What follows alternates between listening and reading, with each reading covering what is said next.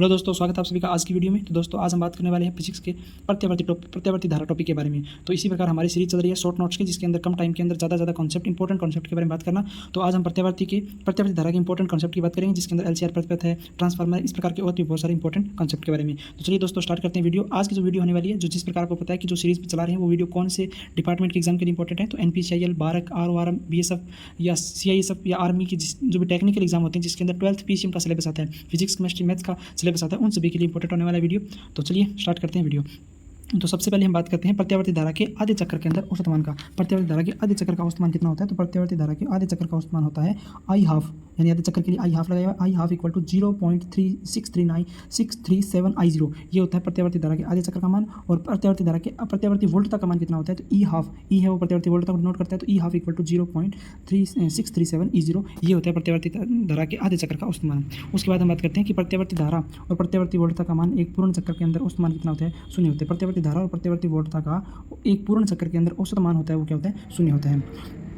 उसके बाद आता है प्रत्यावर्ती धारा और प्रत्यावर्ती वोल्टता का एक पूर्ण चक्र के अंदर वर्ग मध्य मूल मान कितना होता है? IRMS, यानी वर्ग मध्य मूल मान कितना होता है प्रत्यावर्ती धारा और प्रत्यावर्ती वोल्टता का एक पूर्ण चक्र के अंदर? तो देखिए एक वर्ग मध्य मूल मान को किस लिए नोट करते हैं? IRMS से। धारा के वर्ग मध्य मूल मान को IRMS इक्वल टू I0/√2 ये होता है धारा का वर्ग मध्य मूल मान। और इसी प्रकार जो वोल्टता का प्रत्यावर्ती वोल्टता का वर्ग मध्य मूल मान होता है ERMS इक्वल टू E0/√2 होता है। अब I0 क्या होता है? I0 की वैल्यू निकालते हैं, I0 इसका क्रॉस मल्टीप्लाई करेंगे तो I0 की वैल्यू आ जाएगी √2 इंटू IRMS, और यहाँ पर E0 की वैल्यू निकालेंगे तो √2 इंटू ERMS वैल्यू आ जाएगी। तो ये होता है प्रत्यावर्ती धारा और प्रत्यावर्ती वोल्टता का IRMS, यानी वर्ग मध्य मूल मान होता है I विद्युत धारा और विद्युत वोल्टता का। इस प्रकार आगे चलते हैं। अब आता है कि R परिपथ के अंदर, यानी प्रतिरोध वाले परिपथ के अंदर अगर औसत शक्ति की बात की जाए तो औसत शक्ति क्या होता है? तो हम जानते हैं कि शक्ति का फॉर्मूला होता है VI, यानी धारा इंटू वोल्टता या वोल्टता इंटू धारा। तो इसी प्रकार शक्ति के इसी फॉर्मूले के हिसाब से कि धारा तो विद्युत शक्ति इक्वल टू IRMS, I को वर्ग मध्य मूल मान लिए तो IRMS इक्वल टू वोल्टता को लिए ERMS। तो ये हो गया प्रत्यावर्ती धारा का शक्ति का फॉर्मूला, औसत शक्ति का P equal to IRMS ERMS। अब ये IRMS और ERMS की वैल्यू कैसे निकालते हैं? तो ये देखिए जी, IRMS और ERMS की वैल्यू कैसे निकालते हैं, इसका फॉर्मूला हमें दिया हुआ है। IRMS equal to root I का स्क्वायर, I का समाकलन I स्क्वायर dt, ये समाकलन और ऊपर होता है होल रूट, और यहाँ पर ERMS का फॉर्मूला होता है रूट और समाकलन निश्चित समाकलन 0 से t तक E स्क्वायर dt/0 से t तक dt। ये होता है IRMS। ये पूछा नहीं जाता कि IRMS की वैल्यू निकालो, बट हमारे जो इंपॉर्टेंट जो ऊपर वाले फॉर्मूले जिनके बारे में डिस्कस कर ली, इस पर कई बार वैल्यू पूछ ली जाती है, आंसर लिया जाता है। तो अब ध्यान रखना चाहिए कि IRMS होता है क्या और IRMS कैसे निकाला जाता है। तो IRMS की वैल्यू निकाली जाती है, ये जो आपको फॉर्मूले यहाँ पर दिए हुए हैं। ठीक है दोस्तों, तो अब हम आगे चलते हैं नेक्स्ट। उसके बाद आता है, अब आगे बात करते हैं कुंडली प्रेरकत्व युक्त प्रत्यावर्ती धारा परिपथ के अंदर। जैसे हमने पहले बात की थी कि अगर कुंडली में प्रतिरोध लगा हो तो धारा और प्रत्यावर्ती वोल्टता का मान क्या होगा। अभी आगे हम बात करते हैं कि अगर प्रत्यावर्ती परिपथ के अंदर कुंडली से जो धारा और प्रत्यावर्ती वोल्टता का मान क्या होगा। तो यहाँ से I का मान निकालते हैं, तो I इक्वल टू होता है -E0 cos ωt/LW। ठीक है, तो I इक्वल टू -E0। अब LW को हम क्या प्रतिरोध के रूप में क्या लिखेंगे? XL sin ωt-π/2।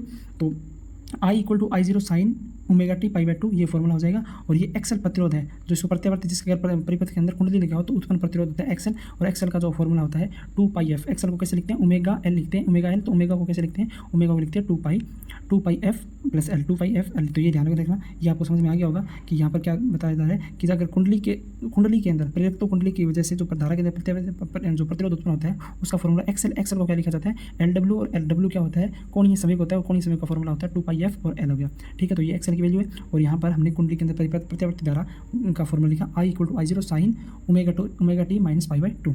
ठीक है, यहाँ से क्या पता चल रहा है कि जो प्रत्यावर्ती धारा है, यहाँ से जो प्रत्यावर्ती धारा है वो प्रत्यावर्ती वोल्टता से π/2 पीछे है। इसे ध्यान रखना है कि -π/2, इसका मतलब प्रत्यावर्ती जो धारा है वो प्रत्यावर्ती वोल्टता से π/2 पीछे है। किसके अंदर? प्रेरक कुंडली के अंदर, जब प्रेरक लगा हो कुंडली एक परिपथ के अंदर उसकी। ठीक है, उसके बाद हम चलते हैं आगे क्या लिखा है कि प्रत्यावर्ती धारा की आवृत्ति शून्य होती है। क्योंकि प्रत्यावर्ती धारा की आवृत्ति शून्य होती है, तदिश धारा में प्रेरकत्व का कोई प्रतिरोध उत्पन्न नहीं होता। यहाँ से देखिए कि अगर धारा की आवृत्ति शून्य होगी तो यहाँ से फॉर्मूले में पता चलता है कि अगर F की वैल्यू शून्य होगी तो कोई प्रतिरोध उत्पन्न नहीं होगा, और प्रतिरोध उत्पन्न होगा ना तो यहाँ पर दिष्ट धारा के अंदर कोई आवृत्ति नहीं होती। इस वजह से दिष्ट धारा का में प्रेरकत्व की वजह से कोई प्रतिरोध उत्पन्न नहीं होता है।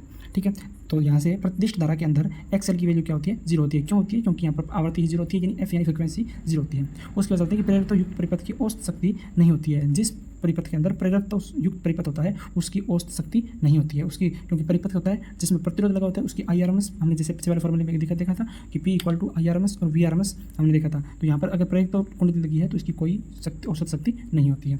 चलिए अब हम बात करते हैं कि अगर परिपथ के अंदर धारिता वाले, अगर जिसमें धारिता वाले प्रत्यावर्ती धारा परिपथ होता है तो उसमें धारा का मान क्या होता है। तो देखिए धारिता वाले परिपथ के अंदर प्रत्यावर्ती धारा का मान क्या होता है, I equal to E0 C omega cos omega t होता है, और यहाँ से सी ओमेगा को हमने 1/डिवाइड में लिया है। इधर देखना ये जो 1/डिवाइड के अंदर लिखेंगे E0 1/CW sign omega T plus π/2, और यहाँ से 1/ओमेगा को क्या लिख सकते हैं 1/C ओमेगा को क्या लिख सकते हैं XC, और ओमेगा को पता है ओमेगा एक ओमेगा, तो इसका फॉर्मूला होता है 2πfc। तो ठीक है, तो यहाँ से ये ध्यान में रखना कि ये आगे वैल्यू XC की वैल्यू हमें दी हुई है। तो यहाँ से पता चल रहा है कि I0 यहाँ लिखा हुआ है I0 equal to I0 sine omega T plus π/2। यहाँ से पता चल रहा है कि धारिता वाले परिपथ के अंदर जो धारा होती है वो वोल्टता से π/2 आगे होती है। यहाँ पे प्लस π/2 है, यानी तब जो धारा है वो वोल्टता से π/2 आगे है। ठीक है, π/2 का आगे है।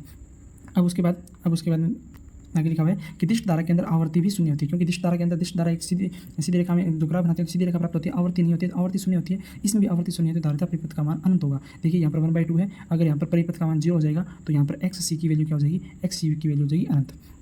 ठीक है, तो XC की वैल्यू अनंत हो जाएगी और परिपथ में दिष्ट धारा का प्रवाह नहीं होगा। अगर प्रतिरोध अनंत हो गया तो धारा का प्रवाह होगा ही नहीं, चांस ही नहीं बनता। तो यहाँ से हो जाएगा, तो अगर XC की वजह से प्रतिरोध अनंत हो जाता है तो धारा का प्रवाह नहीं होगा। धारिता वाले परिपथ की औसत शक्ति भी शून्य होती है। धारिता वाले परिपथ की और प्रेरकत्व वाले परिपथ की दोनों की औसत शक्ति शून्य होती है। सिर्फ और सिर्फ R प्रतिरोध वाले प्रेरकत्व की ही शक्ति होती है, जिसका हमने फॉर्मूला देखा था P इक्वल टू IRMS। जो फॉर्मूला हमने अभी देखा था, क्या होता है formula, P equal to IRMS and VRMS, ये फॉर्मूला हमने देखा था। ठीक है दोस्तों, आई होप आपको ये तीनों बातें समझ में आ गई होगी। जब R प्रतिरोध लगाओ तो प्रेरकत्व लगाओ या धारिता लगी हो। ठीक है, अब हम आगे चलते हैं। अब अगर LCR परिपथ, LCR का मतलब अगर प्रेरकत्व लगाओ, प्रेरकत्व वाली कुंडली और धारिता और प्रतिरोध अगर किसी परिपथ के अंदर तीनों लगे हों तो प्रत्यावर्ती परिपथ के अंदर LCR अगर श्रेणीक्रम में जोड़ा हो तो धारा का मान क्या होगा। देखिए धारा का मान क्या होगा, I0 equal to E0 upon तो I का मान क्या होता है, I का फॉर्मूला था V/R, यानी ऊपर तो वोल्ट था तो ऊपर V क्या है, E0 क्या वोल्ट है, नीचे R, यानी इन तीनों की वजह से जो प्रतिरोध उत्पन्न हो रहा है वो है नीचे प्रतिरोध। तो नीचे वाला प्रतिरोध क्या है, R0 plus XL minus XC। ये इस पूरे परिपथ की, जिसमें LCR परिपथ की ये प्रतिबाधा है, जिसको हम क्या देखिए डिनोट करते हैं टोटल को ZLCR से डिनोट करते हैं। ZLCR ये पूरे परिपथ की बाधा है, तो इसको हमने टोटल शॉर्ट फॉर्म में क्या लिख दिया, ZLCR। तो ये फॉर्मूला हो गया I0 equal to E0 upon ZLCR।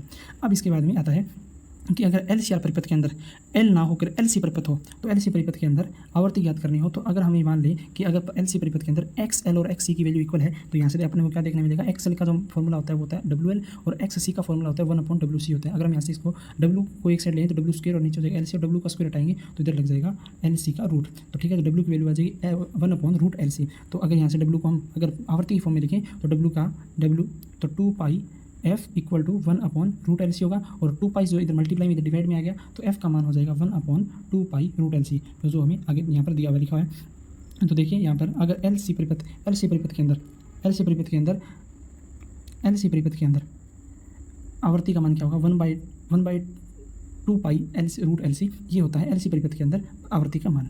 ठीक है, तो यहाँ से देख लें कि अगर XL और इक्वल टू XC प्रतिबाधा न्यूनतम हो तो धारा का मान अधिकतम होगा। यहाँ से अगर XL इक्वल टू XC है तो जो प्रतिरोध है वो बिल्कुल न्यूनतम होगा उस परिपथ में, तो धारा का मान क्या होगा वहाँ पर अधिकतम होगा, क्योंकि XL और XC इक्वल है। तो यहाँ पर तो सिर्फ और इनकी वजह से कोई प्रतिरोध उत्पन्न नहीं होगा, तो सिर्फ और एक R प्रतिरोध होगा, जिस वजह से तो इस LC परिपथ के अंदर प्रतिरोध बिल्कुल कम होगा, इस वजह से धारा का मान अधिकतम होगा। ठीक है, अब आता है बेंड जोड़ाई। देखिए बेंड जोड़ाई क्या होती है, बेंड जोड़ाई का फॉर्मूला होता है बेंड जोड़ाई को B से डिनोट करते हैं, B इक्वल टू R/2πL होता है, R/2πL।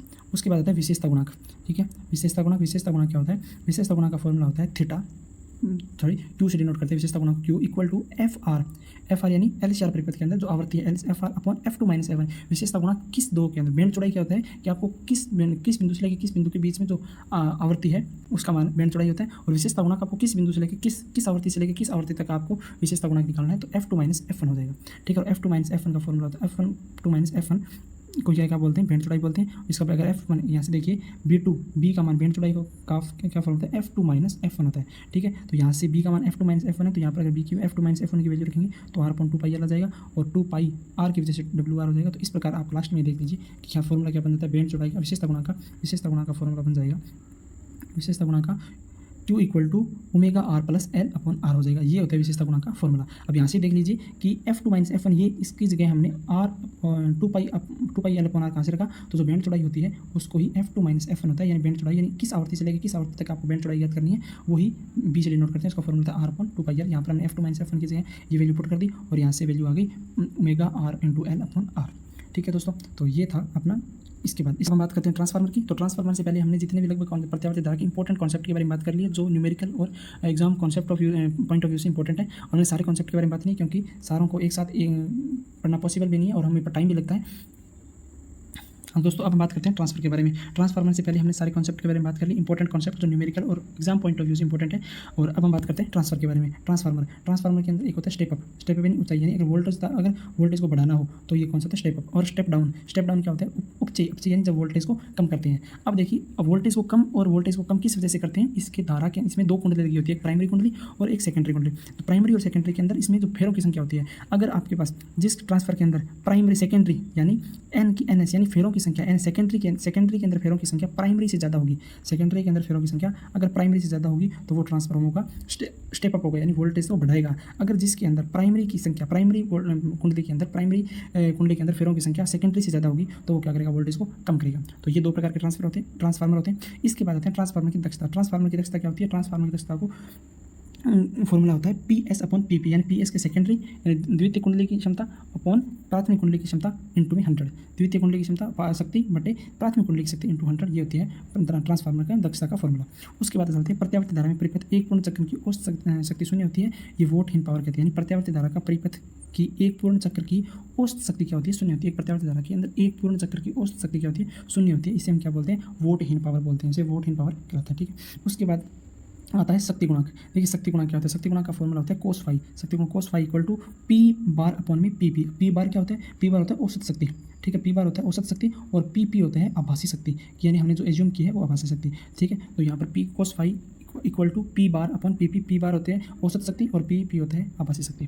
देखिए दोस्तों, इस प्रकार हमने प्रत्यावर्ती धारा के इंपॉर्टेंट कॉन्सेप्ट की मैंने सारे कॉन्सेप्ट इनको ऐड करने की कोशिश की। अगर आपको किसी प्रकार का डाउट है तो मुझे कमेंट सेक्शन में लिख के बताएं, और वीडियो अच्छी लगी तो लाइक करें, दोस्तों ज़्यादा से ज़्यादा शेयर करें। और इसी प्रकार हम और भी वीडियोज़ मैथ्स और केमिस्ट्री स्टार्ट करने वाले हैं, तो फिजिक्स के हम लगभग सभी टॉपिक्स के बारे में इस प्रकार बात करेंगे। सीरीज लंबी तक चलती रहेगी, तो जुड़े रहें और अपने दोस्तों को भी और जोड़ें, शेयर करें। धन्यवाद, मिलते हैं नेक्स्ट वीडियो में।